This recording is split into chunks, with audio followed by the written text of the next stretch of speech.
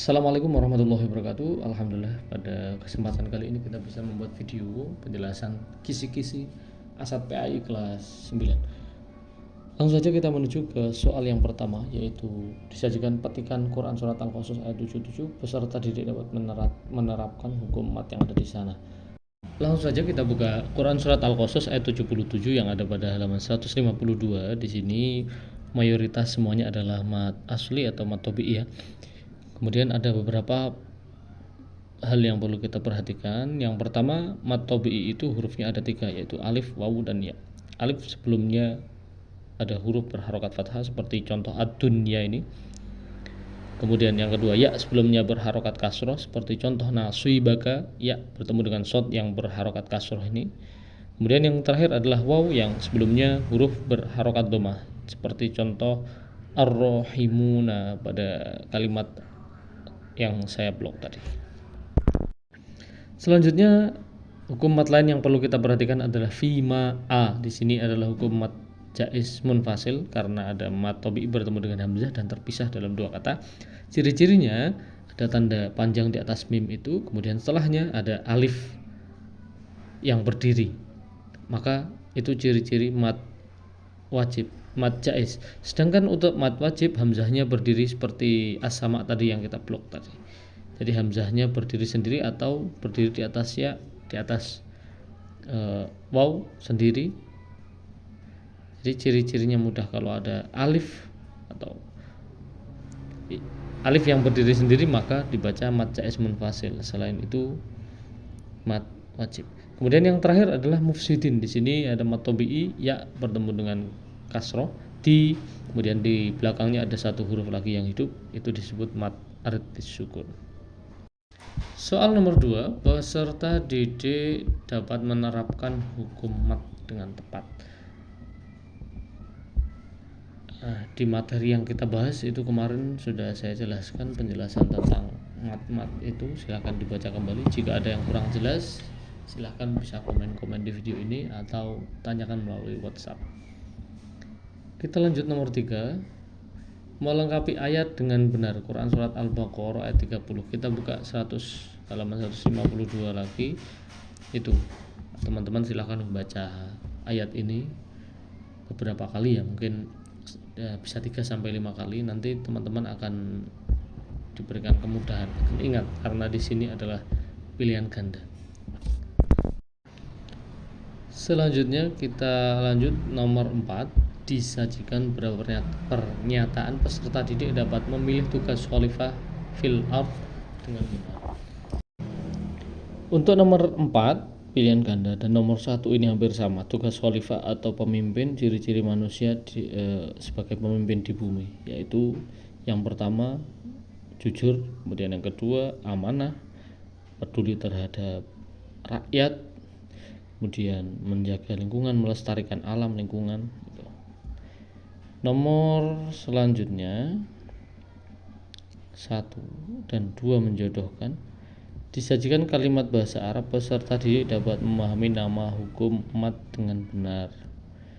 Ini kembali lagi tadi sudah kita bahas di awal. Kita lanjut saja nomor 1 isian. Peserta didik dapat memahami tentang hukum hubungan dengan manusia, Allah, dan lingkungan dengan benar. Pada dasarnya hakikat kita hidup di dunia itu hubungannya vertikal dan horizontal ya, kepada Allah dan kepada sama manusia. Kalau kepada Allah kita harus taat dengan apa yang telah diperintahkan oleh Allah, menjauhi segala larangan Allah, dan selalu husnudzon kepada Allah dengan apa yang telah Allah tetapkan. Pada sama manusia dengan cara berbuat baik kepada sama manusia, tolong menolong, kemudian saling berbagi.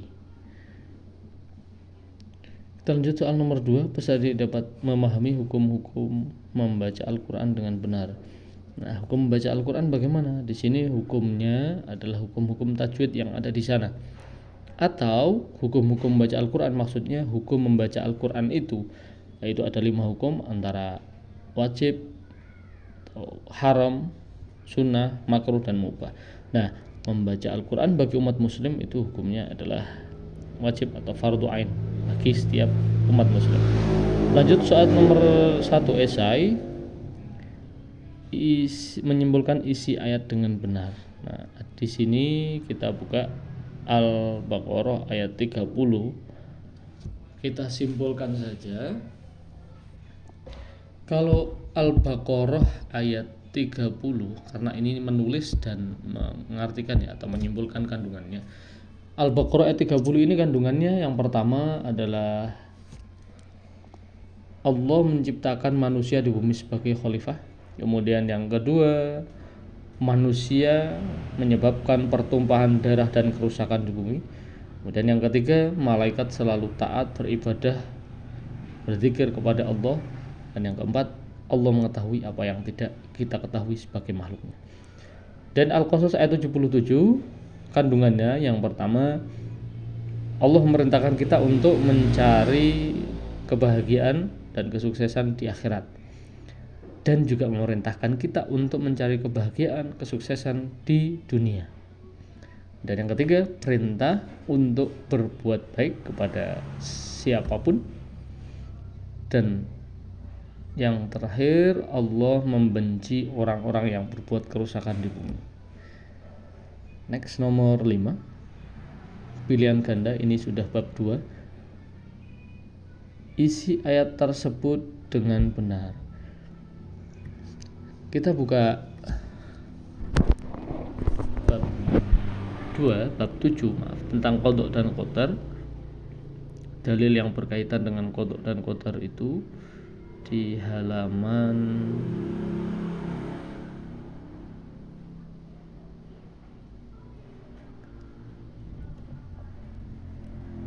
ini. Dan ada 2 ayat ini. Jadi kita diminta untuk memahami, menyimpulkan kandungan dari ayat tersebut. Ayat yang pertama, innallaha la yughayyiru ma biqaumin hatta yughayyiru ma bi anfusihim. Allah tidak akan mengubah suatu kaum kecuali dia memiliki kemauan dalam hatinya untuk berubah sendiri. Soal nomor 6, disajikan sebuah gambar. Nanti kita diminta untuk menunjukkan ini termasuk iman kepada qadha atau qadar Allah. Kemudian nomor 7, maksud dari ayat tersebut dengan benar. Ini tadi kita sudah bahas yang pertama, innallaha la yughayyiru ma biqaumin. Selanjutnya ayat ini, Allah yang menciptakan langit dan bumi, atau Allah sebagai penguasa langit dan bumi, tidak memiliki anak dan tidak memiliki sekutu juga, dan Allah telah menetapkan segala sesuatu yang ada di bumi dengan rapi.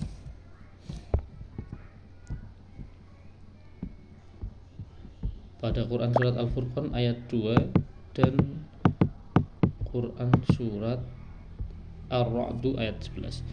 Nomor 8, menerapkan iman kepada qadha dan qadar dengan benar.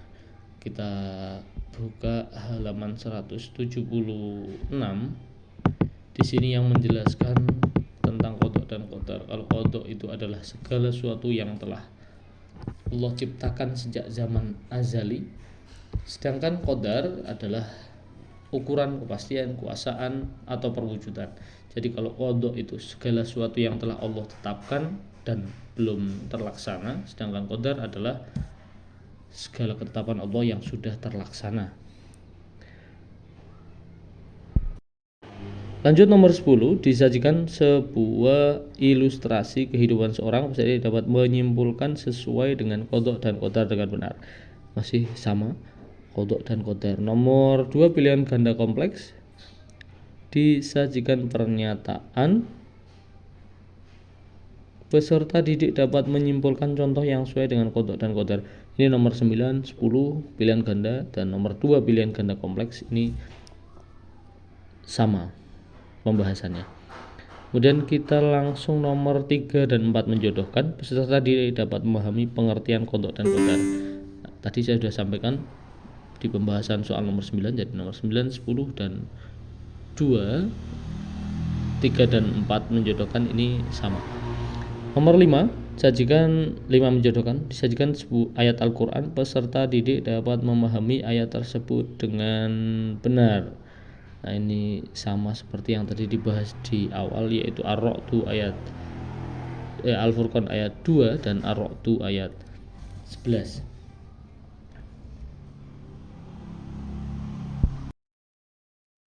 Kita lanjutkan soal nomor 3 yang esai,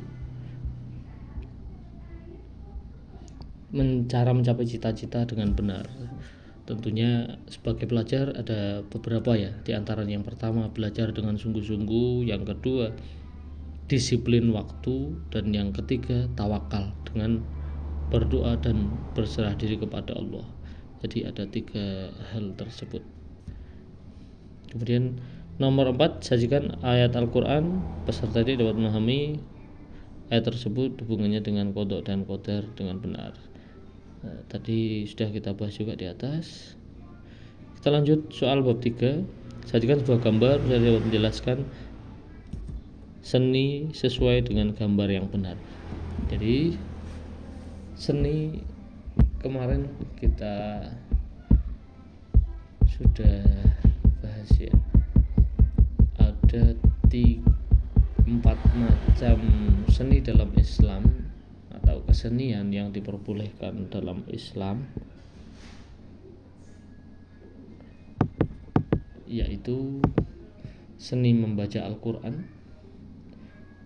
kemudian seni kaligrafi, seni arsitektur, dan seni musik Islami. Ini ada di halaman 196 untuk nomor 11 dan 12 pilihan ganda. Nomor 3. Selanjutnya soal nomor 3 pilihan ganda kompleks dan menjodohkan. Nomor 6. Peserta dapat menjelaskan macam-macam seni Islami. Ini ada di halaman 196 yang bawah ya. Batasan dalam berseni itu untuk nomor 3 dan nomor 6 menjodohkan tadi. Kita lanjut nomor 5, isian. Peserta didik dapat memahami pengertian seni Islam. Nah, di atas itu definisi seni Islam itu apa? Seni Islam itu adalah seni yang mengungkapkan keindahan, memiliki konsep tauhid, dan memiliki nilai dan norma dalam Islam. Jadi seni Islami itu adalah seni yang mengungkapkan keindahan dengan mengusung konsep tauhid dan memiliki nilai dan norma-norma Islam. Selanjutnya nomor 2 menyebutkan seni Islam yang berjalan di masyarakat dengan benar. Seni yang sering berjalan di masyarakat itu mungkin yang paling akhir ya, nomor 4, musik Islami. Ada nasyid, qasidah, hadroh, bahkan sekarang sudah banyak sekali regu-regu rebana, hadroh, dan lain sebagainya itu. Nomor 13 disebut pengertian, memahami pengertian mazhab dengan benar. Ini ada di halaman 218 bagian atas. Itu ada pengertian mazhab, yaitu aliran tentang hukum fikih yang menjadi ikutan umat Islam, fatwa atau pendapat seorang imam mujtahid tentang hukum peristiwa yang diambil dari Al-Quran maupun hadis. Atau di bawahnya ada di halaman 220 itu juga ada pengertian mazhab menurut buku ini. Lanjut nomor 14, nama-nama sesuai, menunjukkan nama-nama yang sesuai dengan benar. Halaman 220 itu ada nama-nama ulama fikih pada waktu itu, termasuk bidang pandangannya terkait ilmu fikih, itu bisa dibaca di halaman 220. Untuk nomor 15 pilihan ganda, mengidentifikasi pernyataan yang sesuai ya, masih di halaman tadi. Kita lanjut nomor 16, menunjukkan nama-nama yang sesuai dengan benar. Ini sama dengan nomor 13 tadi di atas. Teman-teman bisa melihat soal nomor 16 ini untuk lebih lengkapnya di halaman 223. Teman-teman bisa membaca nama-nama lengkapnya di sini. kemudian usia berapa mereka, beliau berempat menyelesaikan hafalannya, kemudian belajarnya kepada siapa, sanadnya, gurunya di sini sudah ada dan sudah lengkap.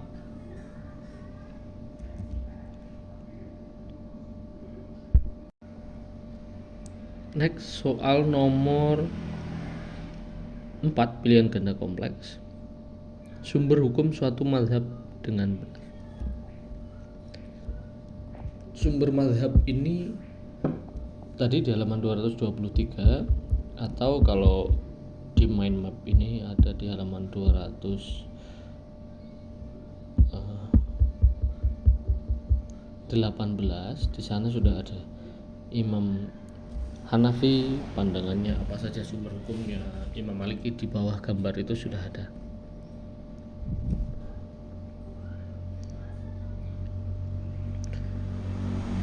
Kita lanjut soal nomor 7 dan 8, menjodohkan. Memahami klasifikasi mazhab dengan benar. Klasifikasinya di mana? Di sini ada di halaman 227, itu ada klasifikasi mazhab, ada 3 macam. Yang pertama, taklid. Taklid adalah mengikuti ulama tanpa mengetahui sumber hukum asalnya. Kemudian ada ittiba. Ittiba itu mengikuti apa yang dicontohkan oleh ulama dan mengikuti dasar hukumnya. Kemudian yang ketiga adalah ijtihad. Ijtihad itu bersungguh-sungguh dalam mencurahkan pikiran. Ijtihad juga ditanyakan ada pada pertanyaan soal nomor 6 dan 7 isian. Nomor 8, memahami sumber hukum dengan benar. Baik, sumber hukum dari mazhab-mazhab tersebut, sumber hukumnya itu hanya ada 2 sebenarnya, yaitu dari Al-Quran dan hadis. Nomor 4, esai. Disajikan pernyataan peserta didik dapat menyebutkan syarat mujtahid dengan benar. Syarat mujtahid di sini ada beberapa, diantaranya yaitu balik, kemudian menguasai ilmu pengetahuan khususnya Al-Quran, hadis, tafsir, kemudian ilmu-ilmu yang lain juga. Selanjutnya bab 5, nomor 17, pilihan ganda. Beberapa pernyataan peserta didik dapat menganalisis peristiwa yang sesuai pada masa khalifah tertentu dengan tepat. Bisa kita lihat di halaman 240, di mind map itu ada keterangannya, ada penjelasan tentang nama-nama khalifah, dari mulai masa berdirinya, perkembangannya pada masa siapa, kemudian kemajuannya pada masa siapa saja, kemunduran dan masa kehancurannya. Nomor 18, peserta didik diminta untuk mengidentifikasi tokoh sesuai dengan tempat. Ini ada di halaman 245. Di sini ada pendiri daulah Syafawi, yaitu Syafawi ad-Din. Nomor 19, peserta didik dapat menganalisis kemajuan yang sesuai pada masa khalifah tertentu dengan tepat. Kemajuan bangsa Syafawi terletak pada masa kepemimpinan Akbar Azam, Jenghir, Alamgir, Azam Shah, dan Baharuddin Shah. Nomor 20, peserta didik dapat mengidentifikasi tokoh yang sesuai dengan tepat. Ini di halaman 246, masa kemajuan daulah Syafawi. Nomor 5, peserta didik dapat mengidentifikasi sebab-sebab kemunduran dinasti Bani Syafawi. Ini ada di halaman 246, sebab-sebab kemundurannya biasanya ada 2 faktor, yaitu faktor internal dan faktor eksternal. Berikut pembahasan tentang materi kita, yaitu kisi-kisi asad. Semoga bermanfaat, dan jika ada yang kurang jelas sekali lagi bisa ditanyakan melalui komentar atau melalui WhatsApp. Terima kasih. Wassalamualaikum warahmatullahi wabarakatuh.